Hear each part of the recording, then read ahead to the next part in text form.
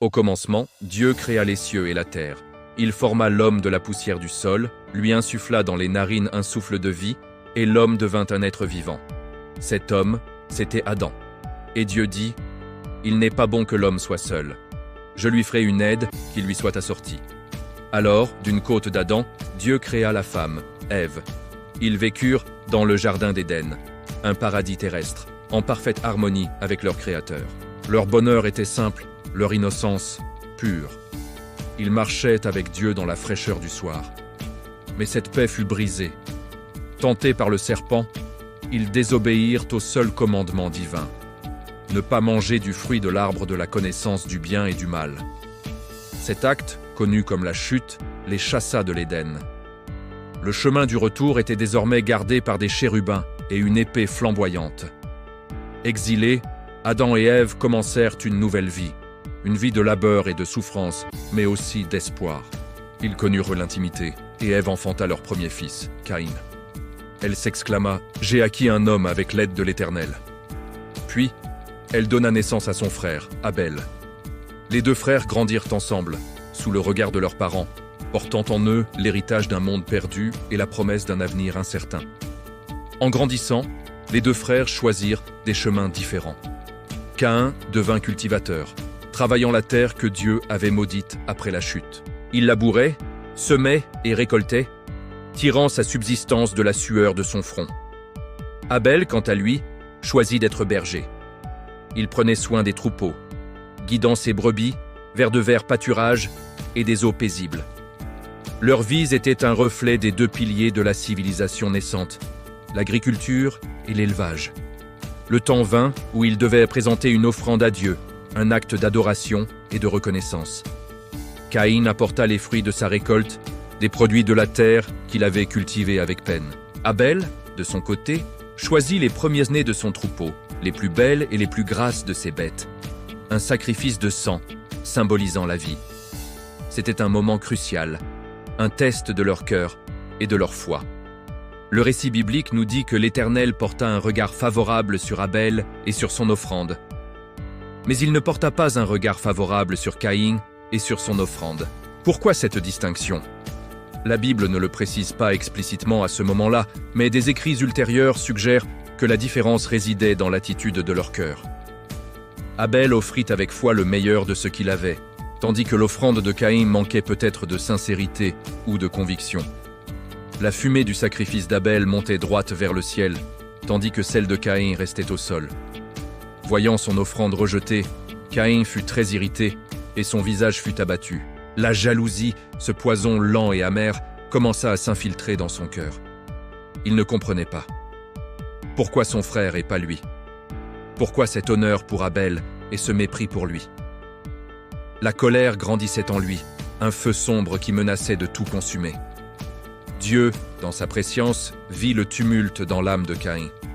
Il s'adressa à lui, non pas avec colère, mais avec une inquiétude paternelle. « Pourquoi es-tu irrité ? Et pourquoi ton visage est-il abattu ? Si tu agis bien, ne relèveras-tu pas ton visage ? Mais si tu agis mal, le péché se couche à ta porte, et ses désirs se portent vers toi. Mais toi, domine sur lui. » C'était un avertissement, une main tendue. Dieu offrait à Caïn une chance de maîtriser sa colère, de choisir le bien plutôt que de succomber à la tentation qui le guettait. Mais Caïn n'écouta pas.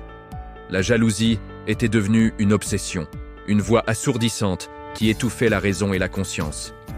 Il ne voyait plus son frère comme son frère, mais comme la cause de son humiliation, l'obstacle à sa propre validation. La graine du ressentiment avait germé et portait maintenant le fruit empoisonné de la haine. Il laissa ses sombres pensées mûrir, planifiant l'impensable. Un jour, Caïn parla à son frère Abel. La Bible ne nous dit pas ce qu'ils se dirent, mais on peut imaginer une conversation en apparence banale, masquant les intentions funestes de l'aîné. « Allons au champ », lui proposa-t-il. Abel, innocent et sans méfiance, accepta. Il suivit son frère dans la solitude des champs, loin du regard de leurs parents, dans un lieu où personne ne pourrait entendre ses cris. Là, au milieu des champs qu'il avait lui-même cultivés, Caïn se jeta sur son frère Abel et le tua. Le premier meurtre de l'histoire humaine venait d'être commis. le sang d'un frère versé par la main de son propre frère. Le sol, qui avait déjà été maudit à cause du péché d'Adam, but le sang innocent d'Abel. Un silence terrible tomba sur la terre. Alors, la voix de Dieu retentit de nouveau. Non plus pour avertir, mais pour demander des comptes. « Où est ton frère Abel ?» demanda l'Éternel à Caïn. La question était simple, directe, mais chargée de tout le poids de l'acte terrible qui venait d'être commis. Dieu savait déjà, mais il voulait que Caïn confesse, qu'il affronte la réalité de son crime. La réponse de Caïn fut un mélange de défis et de mensonges. « Je ne sais pas », répondit-il. « Suis-je le gardien de mon frère ?» Cette phrase, devenue tristement célèbre, révèle la profondeur de son endurcissement. Non seulement il avait tué son frère, mais il niait maintenant toute responsabilité, toute connexion, tout devoir envers lui. Il rompait le lien fraternel qui aurait dû être sacré. Mais le sang criait justice. Dieu lui dit « Qu'as-tu fait ? La voix du sang de ton frère crie de la terre jusqu'à moi. Rien ne peut être caché à Dieu. » Le crime était révélé, non par un témoin humain, mais par la terre elle-même, souillée par cette violence fratricide. L'innocence du monde était définitivement perdue. La sentence tomba, terrible et inéluctable. Maintenant, tu seras maudit de la terre qui a ouvert sa bouche pour recevoir de ta main le sang de ton frère. Quand tu cultiveras le sol, il ne te donnera plus sa richesse. Tu seras errant et vagabond sur la terre. La malédiction était double. La terre, sa source de vie, lui devenait hostile et il était condamné à une vie d'exil et d'instabilité, sans foyer ni repos. La réalité de sa punition frappa Caïn de plein fouet. Sa colère et sa jalousie firent place à la peur et au désespoir. Il dit à l'Éternel : « Mon châtiment est trop grand pour être supporté. Voici, tu me chasses aujourd'hui de cette terre. Je serai caché loin de ta face, je serai errant et vagabond sur la terre, et quiconque me trouvera me tuera. » Il craignait la vengeance, la loi du talion, œil pour œil, vie pour vie. Mais même dans ce moment de jugement, Dieu fit preuve d'une grâce inattendue. L'Éternel lui dit : « Si quelqu'un tue Caïn, Caïn sera vengé 7 fois. » Et l'Éternel mit un signe sur Caïn, afin que quiconque le trouverait ne le tuât point. Ce signe n'était pas une marque de honte, mais un sceau de protection divine. Dieu, tout en punissant le péché, protégeait la vie du pécheur.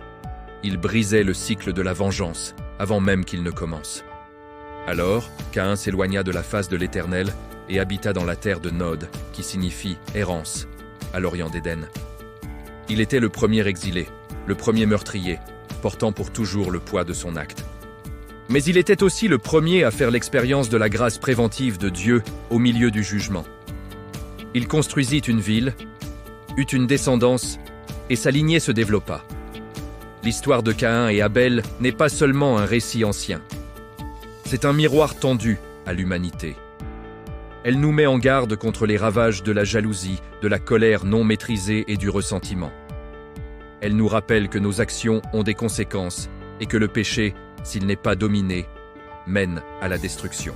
Mais elle nous montre aussi un Dieu qui, même dans la justice, cherche à préserver la vie et à offrir une forme de grâce. C'est une leçon intemporelle sur la fragilité du cœur humain et sur la nécessité de choisir la voie de l'amour et du pardon plutôt que celle de la haine et de la violence. Merci d'avoir regardé. N'oubliez pas de vous abonner pour plus d'histoires qui façonnent notre monde.